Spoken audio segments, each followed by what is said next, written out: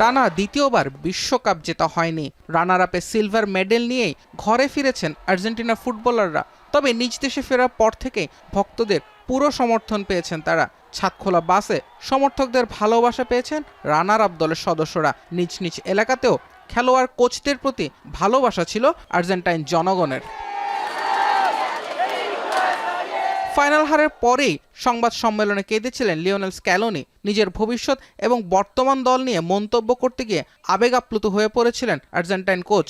নিজ এলাকায় ফিরে আবারও ভিজল তার চোখ। সাংবাদিকদের সঙ্গে আলাপে আবারও বললেন, চুক্তি নবায়ন নিয়ে ভাবতে পারছেন না এখনই, আপাতত বর্তমান মেয়াদ পূরণ করতে চান তিনি।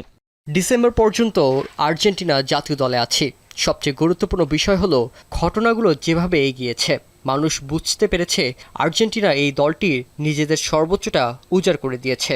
এরপর যাই ঘটুক না কেন, সবচেয়ে গুরুত্বপূর্ণ বিষয় সবসময় আর্জেন্টিনা। আমি দায়িত্বে থাকি বা না থাকি, সবচেয়ে মূল্যবান হলো এই ঐক্য, এই পারস্পরিক বন্ধন। এদিকে আর্জেন্টাইন ফুটবলের সিনিয়র সাংবাদিক হার্নান কাস্তিলো দাবি করেছেন, জাতীয় দলের জার্সিতে এরই মাঝে নিজের শেষ ম্যাচ খেলে ফেলেছেন লিওনেল মেসি। স্পেনের বিপক্ষে ফাইনালে আর্জেন্টিনা হয়ে মেসির শেষ ম্যাচ ছিল বলে এক্স পোস্টে উল্লেখ করেছেন তিনি। এমনকি সতীর্থদের কাছেও মেসির এই বার্তা পৌঁছে গিয়েছে।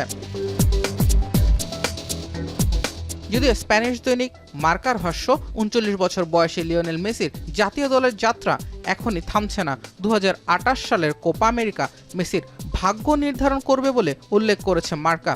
সেক্ষেত্রে আরও ২ বছর মেসিকে জাতীয় দলে দেখার সুযোগ পাবেন আর্জেন্টাইন ভক্তরা। জুবায়ের আহমেদ, এখন।